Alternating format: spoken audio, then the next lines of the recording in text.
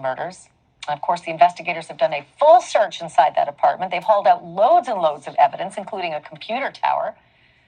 But all we know is what we saw with our own eyes, because as I mentioned earlier, the search warrant is sealed. Both the reason for them going in the first place, and then the accounting list of everything they took out.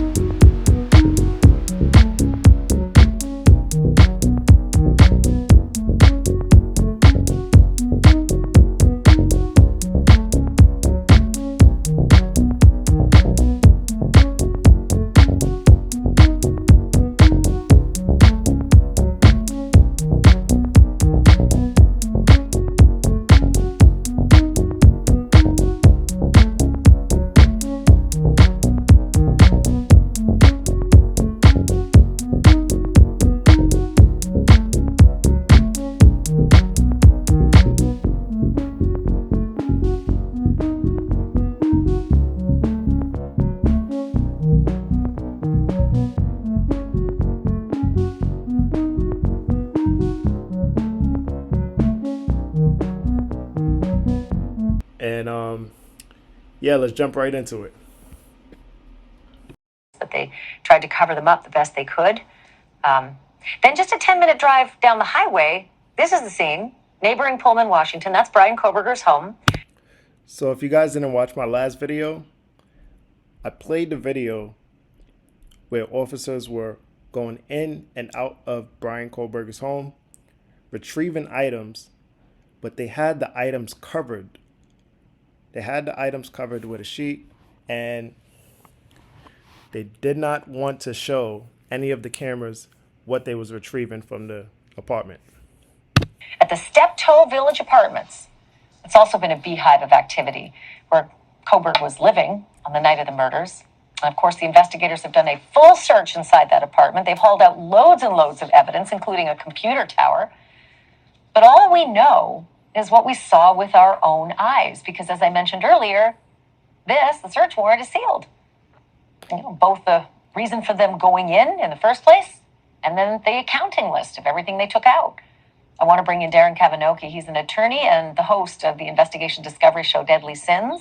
And Chris Anderson is a former detective who has investigated more than 300 homicides. He's the co-host of the investigation discovery show Reasonable Doubt. All right, you guys, I'm glad you're both here.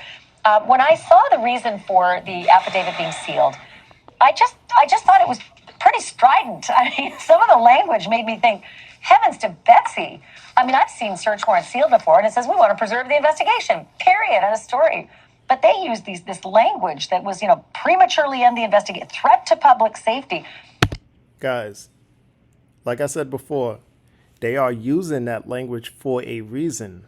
This is not for no reason. Usually, any sealed warrant would just say it can or may compromise the case.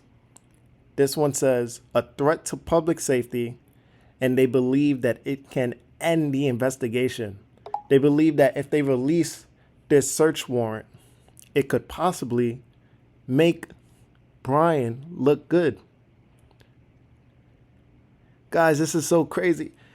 There's something inside of that search warrant that actually makes the victims look bad. When you think about it, right? Ask yourself this, right? He lived in Washington State. Oh, sorry. He went to Washington State University, right?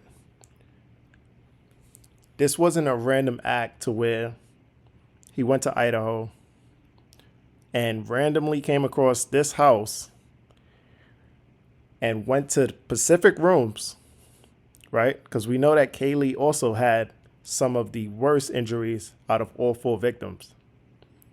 And then left and returned to that house after the murders just to check on the crime scene. This was not a random act, guys. This proves right here that there was a solid connection between the roommates in the house as well as Kohlberger. Darren, I'm going to start with you. As a lawyer, what do you make of that language? Well, I think the threat to public safety is the idea that if they release the affidavit and the items that were actually seized, that it could compromise the investigation, and that the individual that everybody is so confident actually committed the crime may be able to dodge a bullet as a result. Or that the integrity of the investigation would somehow be threatened. Although I hate to take the wind out of anybody's sails, but I'll just remind folks that are feeling this sense of relief as they go back to school that an arrest is not the same as a conviction. And there's a very different standard of proof that's involved. And of course, that's one of the fundamental reasons why that the information concerning the search warrant is kept under wraps. So, Chris, jump in on the fact that this is neighboring, Pullman, Washington. It's another state altogether, and I get it. Mm-hmm. Police work together. They work in tandem. The FBI was working with the state, was working with Moscow, but now you're in another state. Was this a request made by the teams that are working, the prosecutor possibly, in Idaho of the Pullman Police? And would they play in the sand this well? Would they instantly acquiesce to any request that might be made? Absolutely. Look, there is information that suggests that the defendant in this case is actually guilty. No police department wants to be the cause of any disruption in the investigation. So they are going to do everything that's asked of them to not release information. Now, I see what he's saying, right?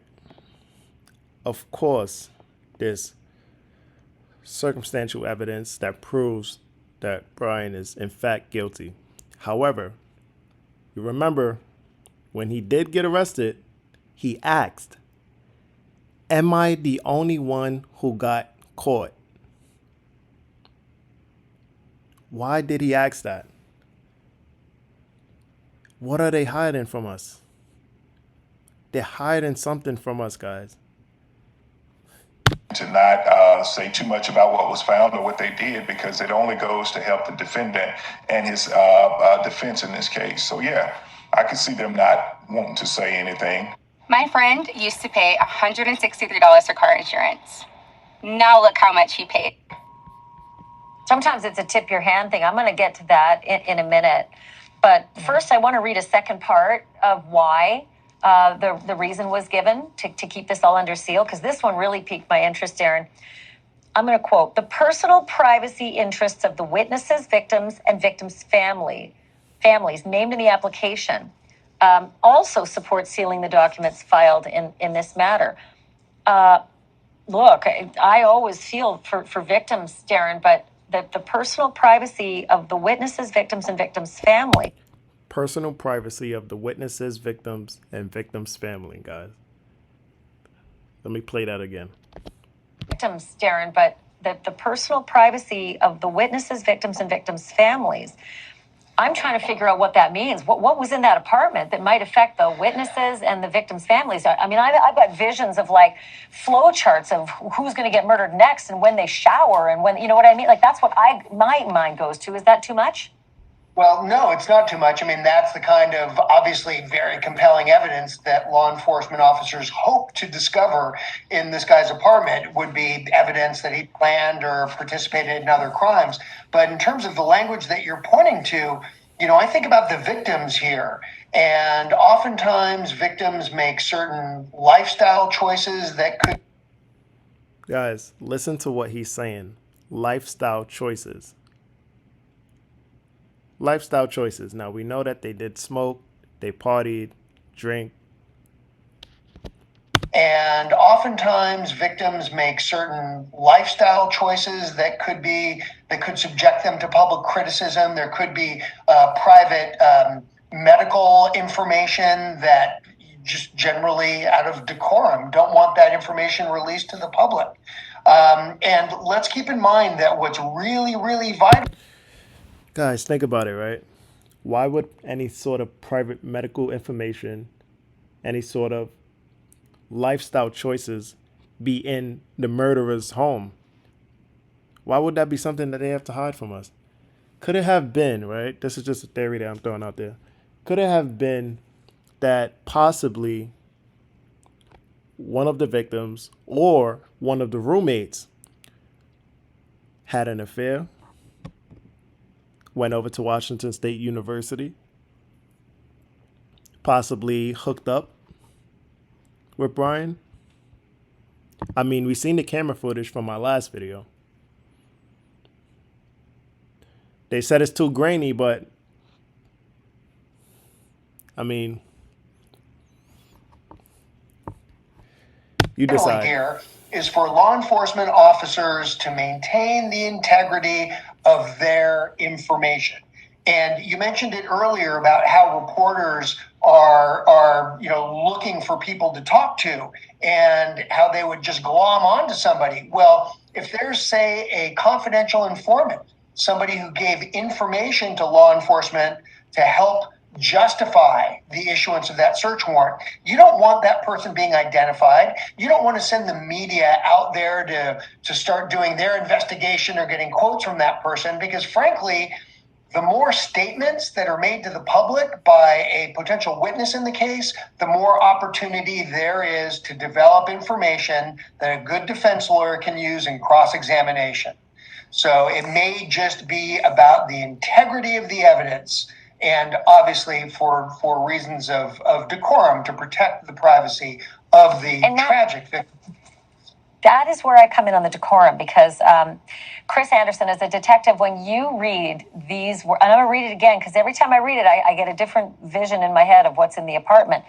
The personal privacy interests of the witnesses, the victims, and the victims' families. What on earth does your mind go to about what's in Brian Kohlberg's apartment when you're talking about the witnesses in this case, the victims, and the victims' families? You know, it could be a list of that we could talk about forever. You know, but there has. I mean, it would suggest to me that there is something of grave importance in this investigation. So keeping that portion of the investigation sealed is probably a plot for the prosecution in this case. So yeah, I just. But so can I ask you this? Because you've been there, you've done these investigations. If we're looking at the man that committed these murders, if it's him, mm-hmm. and if he did, as the affidavit points out for the arrest of Brian Kohlberg, that he was there 12 times, and much of it was at night.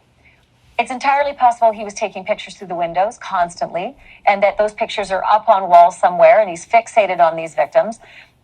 But that said, I could understand not releasing the photos, but saying that there's a collection of photos. Why, Chris Anderson, would the notion that there might even be photos, or there might even be flowcharts, or a list of victims' names or potential victims in the future? Why would that be something you'd have to?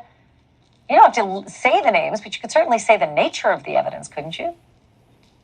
Well, yeah, but I mean, look, this is a classic circumstantial case. And by no means has this man, is there enough evidence in this case to convict this man. So this is still an ongoing investigation, and I think it may be in the best interest of the prosecution and for the public, for this person, if there is probable cause that exists that he did commit these very heinous murders, that he should be in jail, and they should continue their investigation, because there is information that's coming in at every step. This investigation is nowhere near closed. Yeah, I'm always interested to hear. There's still a chance for him to beat the rap, especially when you read all of this, and it just sounds so incredibly incriminating. But you're right. We all covered OJ. We all covered Casey Anthony, so it can always happen. Darren Kavinoki and Chris Anderson. I love talking to you both, and it's been so many years, and you still wow me. Thank you. There you have it, guys. Please like the video. Definitely continue to keep liking the video. Looking forward to uploading the next video. So, guys, stay tuned. Hit that subscribe button. Hit that bell notification. yeah, hit that bell notification. Definitely stay tuned for more, and I'll see you guys again.